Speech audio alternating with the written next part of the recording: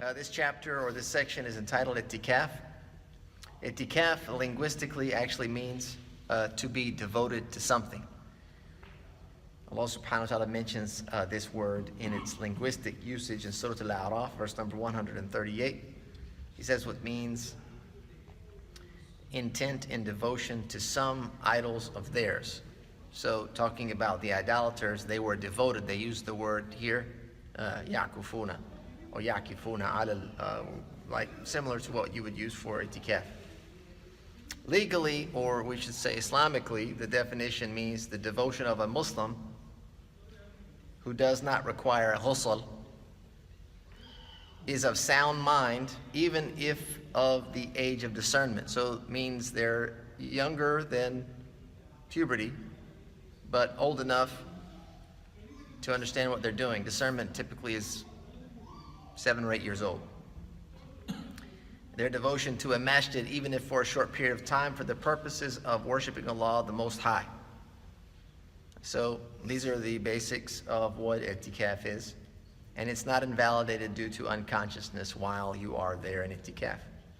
Ittikaf is recommended at all times, according to the consensus and the practice of the Prophet ﷺ, who made it regularly, both with his wives, and after he passed away, his wives also made Ittikaf. That means that it's not specific to Ramadan. A person can make Ittikaf any time of the year, any time of the day. It is, however, more stressed in Ramadan, particularly the last 10 days. And it's also valid without fasting. Right? So you're not required to fast to make Ittikaf. Based on the saying of Umar ibn Khattab, he said, "O Messenger of Allah, I made a vow before Islam to perform Ittikaf one night in Masjid al-Haram." You have to pay attention here. One night in Masjid al-Haram. The Prophet ﷺ replied, "Fulfill your vow." Right, so number one, the vow was made before Islam, and it was made to make Ittikaf at night. So the fuqaha, they say that if fasting was a condition for Ittikaf, it would not be valid at night. It means he couldn't have fulfilled his vow. But in this case, he was only going to stay the night, and the Prophet ﷺ told him to fulfill the vow. But it's not valid without an intention. Due to the very famous hadith, indeed actions are by their intention, and everyone shall have what they intended. That means if you come into the masjid and you just intend to come to pray and to chit-chat and hang around or attend a lesson or do something, you're not in Ittikaf, even if you're here for half the day. You stay for an hour, 2 hours, 5 hours. If you stay 24 hours studying for exams, you're doing all-nighters and cram sessions, which that does happen. Everyone's welcome to do that. It's not Ittikaf unless you've made the intention. And that's why it's recommended that if you're going to come to the masjid for some period of time, beyond just coming for prayer, that you intend to make Ittikaf. So if you're going to come and you're going to stay between Maghrib and Isha, you're going to stay between Dhuhr and Asr, etc., and you come in and you make Ittikaf, you have the intention for Ittikaf, as long as you're coming for righteous purposes, then make the intention and it will be counted and rewarded as an Ittikaf. It is required due to an oath, like preceded with the statement of Umar ibn Khattab. If you vow to make Ittikaf, you're obliged to do so. Whoever makes an oath to make Ittikaf while fasting, or do them together, meaning he says, whenever I fast, I vow to make Ittikaf. Or I vow to make Ittikaf and fast at the same time. Or whenever I make Ittikaf, I vow to fast. Any combination of actions thereof, including prayer, is required to do with an oath. It is invalid unless in the masjid. Allah subhanahu wa ta'ala says what means this in Surah Al-Baqarah, verse number 187, as long as you are staying for worship in the mosques, as long as you are staying, being devoted to, you are making Ittikaf in the masjids. He says, and it's invalid for someone required to attend the congregational prayer who is a free, capable man. That's who's required. Free, capable man who's required to attend the congregational prayer. Meaning if they're in a place where they're not establishing the congregational prayer, the can't make itikaf there. A masjid here is any place that's established for prayer. It could be a masjid that's one person. That's where you establish your prayer. But you can't make itikaf there if you're a free, capable man and they don't establish, the congregational prayer is not established there.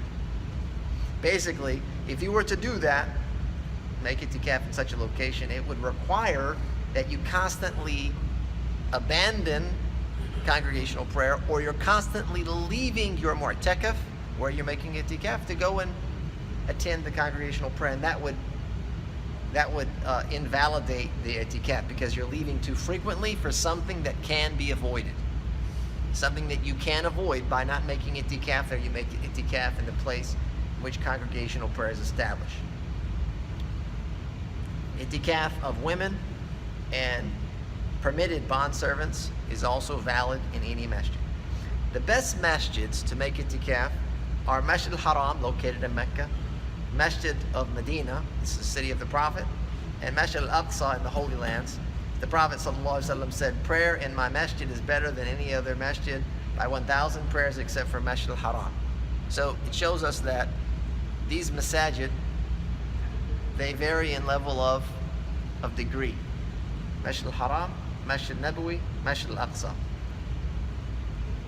So if one of those three masjids, it's important here, is specified for itikaf or prayer, like in Masjid al-Haram, doing so in the lesser masjid, like Masjid al-Medina or Masjid al-Aqsa, will not suffice.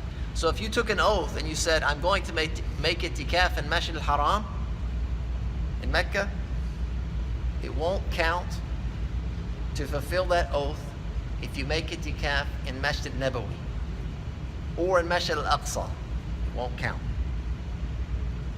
For example, Masjid al-Aqsa would not suffice if the masjid you specified was Masjid Nabawi, or you specified it for prayer. You said, I made an oath to make itikaf in Masjid al-Nabawi in Al-Madinah, and then you went to Masjid Aqsa.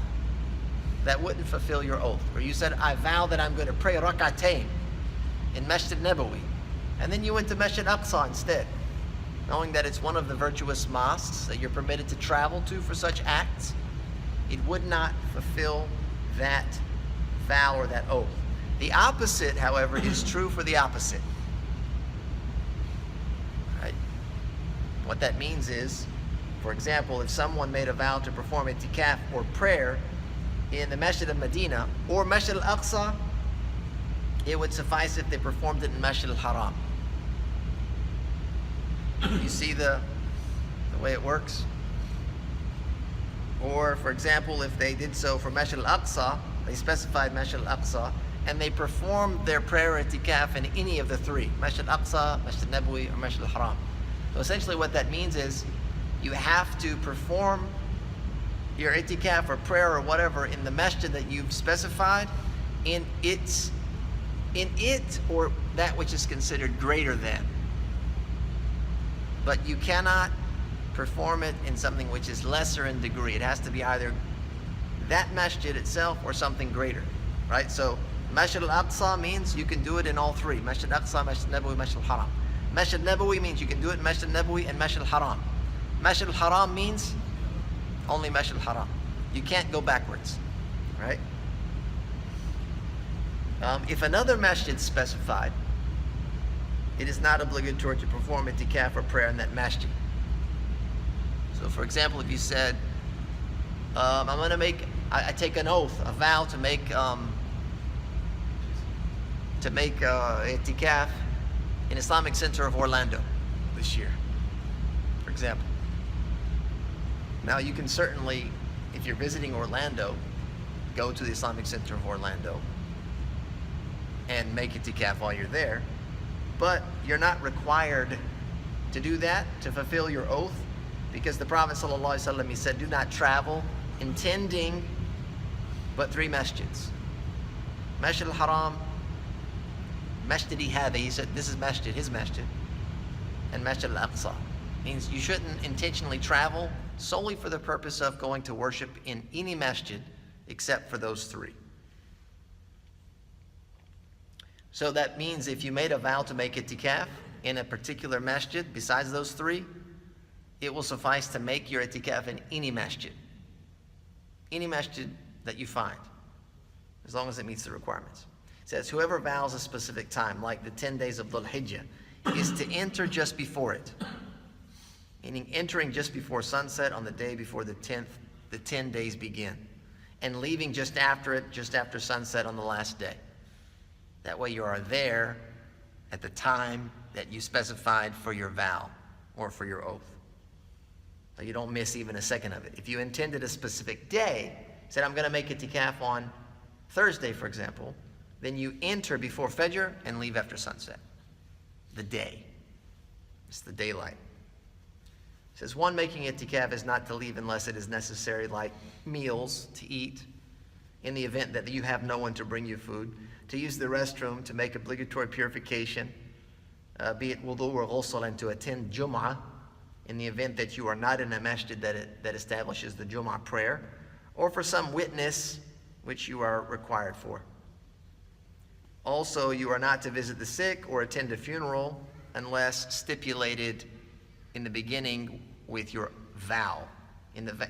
When you make a vow, you can make some stipulations. I vow to make itikaf from this time to that time, with the exception of leaving to visit the sick and attend funerals. Right? You can make that a stipulation. Intimacy, drunkenness, and leaving the masjid without need invalidates itikaf. He says it is preferred to be busy with acts of devotion and to avoid what is unimportant. That's the point of itikaf. It is to be in the worship of Allah subhanahu wa ta'ala and not dealing with issues of business, commerce, trade, especially not sinful things, backbiting, slander, gossiping, looking at inappropriate material, reading inappropriate material, etc., etc.